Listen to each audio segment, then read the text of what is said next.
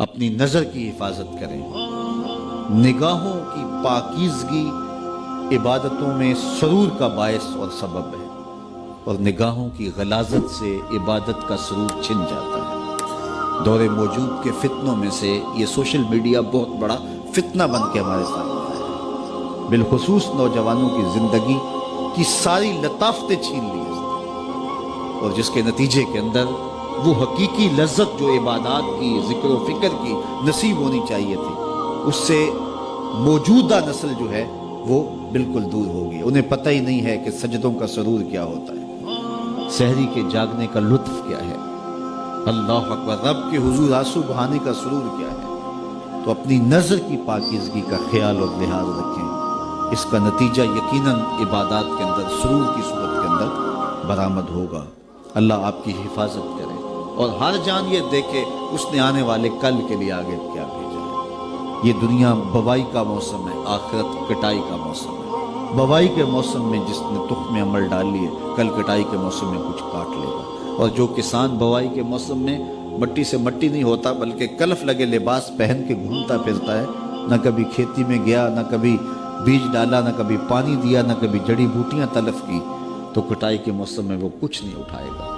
یہ دنیا کھیل کود نہیں ہے، یہاں ہم کھیلنے کودنے کے لیے نہیں آئے ہیں، ہم یہاں کچھ کام کرنے کے لیے ہیں۔ بہت تھوڑا وقت ہمیں ملا ہے، 60 سال، 50 سال، 70 سال کیا وقت ہوتا ہے؟ وہ میرا ایک دوست نکال رہا تھا کہ 60 سال اگر زندگی ہے، 50 سال، تو اس میں 8 گھنٹے روز سونا ہو، تو اگر 45 سال زندگی ہے تو 15 سال تو یہ نکل گئے، باقی 30 سال بچے۔ تو اس طرح 8-10 سال بچپن کے جو مدہوشی کے تقریباً ہیں وہ بھی گزر گئے۔ پھر روز 2-3 مرتبہ واش روم میں جانا پڑتا ہے، تو 13 سال اس نے نکالے تھے کہ بڑے سال تمہارے پاس ہیں، تو 13 سال ہیں، یہ ہے کل ٹوٹل زندگی۔ اب اس زندگی کو کہاں لگاتے ہیں؟ اب اس زندگی کو کھا گیا سوشل میڈیا۔ یہ 13 سالہ جو زندگی بچی تھی، نمازوں کے اوقات بھی یہ کھا گیا، باقی اوقات بھی یہ کھا گیا، اور ہمارے پلے رہا کیا؟ پھر جب جائیں گے کیا خالی ہاتھ جائیں گے؟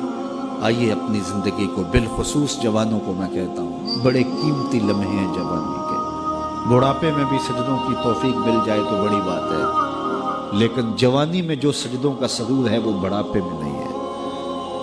تہجد کا لطف بڑھاپے میں بھی بہت ہے، لیکن اگر جوانی میں سحری کے وقت اٹھ کے ایک جوان جب بستر کو چھوڑ کر کے مصلی بچھاتا ہے، عرش جھوم اٹھتا ہے۔ اللہ اکبر! آج ہر بندے کو شکایت ہے، ہمارے گھر میں بھوت آ گیا، جادو آ گیا، ٹونا آ گیا، سایہ ہو گیا، بدروحیں آ گئیں، یہ ہو گیا، وہ ہو گیا۔ مجھے بتاؤ، جس گھر کی صبح کا آغاز ایسے ہوتا ہوگا، اس گھر میں کوئی جادو آ سکتا ہے؟ کوئی بدروح آ سکتی ہے؟ وہاں تو رحمت کے فرشتے اترتے ہیں۔ پھر تمہیں کسی ملنگ بابے کے پاس جانے کی ضرورت نہیں ہوگی، ہر اتوار کو چکر کاٹنے کی ضرورت نہیں ہوگی کہ کہیں یہاں تعویذ پڑے ہیں، یہاں تعویذ پڑے ہیں۔ ہر وقت اسی چکر سے نکل ہی نہیں پاؤ گے، ساری زندگی وہم میں گزار دو گے۔ لیکن اگر تم سجدوں سے اپنی زندگی کو آباد کر لو گے، جب صبح اٹھو گے، جب نکلو گے گھر سے، تمہارے ساتھ رحمتوں کے فرشتے چل رہے ہوں گے۔ تو اپنی زندگی کو اللہ اس کے رسول کی راہوں پہ ڈال دو۔ یہ زندگی اللہ نے دی ہے، اللہ کا شکر ہے، ہم جتنا بھی شکر ادا کریں کم ہے کہ اللہ نے ہمیں مسلمان گھرانے میں پیدا کیا، یہ اس کا شکر ہے۔ اللہ نے ہمیں اچھائیوں کی طرف راغب کیا۔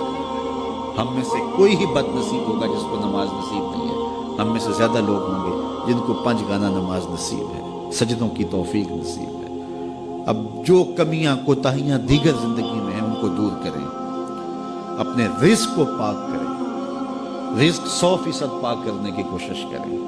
رزق اگر ناپاک ہے تو پھر باطن کبھی روشن نہیں ہو سکتا، باطن میں کبھی بھی اجالے نہیں ہو سکتے اگر رزق پاک نہیں، دعائیں قبول ہی نہیں ہو سکتی اگر رزق پاک نہیں۔ رسول کریم صلی اللہ علیہ وآلہ وسلم نے ارشاد فرمایا، ایک شخص لمبا سفر کاٹ کے آتا ہے، کعبۃ اللہ کے سامنے کھڑا ہے، اور یمد یدیہ، اور اپنے ہاتھ لمبے لمبے کر کے دعا مانگتا ہے، اور کیا کہتا ہے؟ اے اللہ، وَمَطْعَمُهُ حَرَامٌ وَمَشْرَبُهُ حَرَامٌ وَغُذِيَ بِالْحَرَامِ، اس کا کھانا حرام، اس کا پینا حرام، وَمَلْبَسُهُ حَرَامٌ، اس کا لباس حرام، اور اس کو غذا بھی حرام کی دی، جو بدن پلا ہے وہ حرام کی غذاؤں سے پلا ہے۔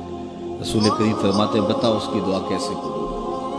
قبولیت کے لیے شرط ہے کہ رزق کی پاکیزگی کا خیال رکھیں، والدین کی رضا میں اللہ کی رضا رکھی گئی ہے، اگر والدین راضی نہیں ہیں تو پھر رب کی رضا نصیب نہیں ہوگی۔ ہاں صرف والدین اگر اللہ کے حکموں کو توڑنے کا کہیں تو ان کی یہ بات نہیں مانی جائے گی، باقی امور میں ان کی بات تسلیم کی جائے گی، اور ان کی رضا میں اللہ کی رضا چھپی ہوگی۔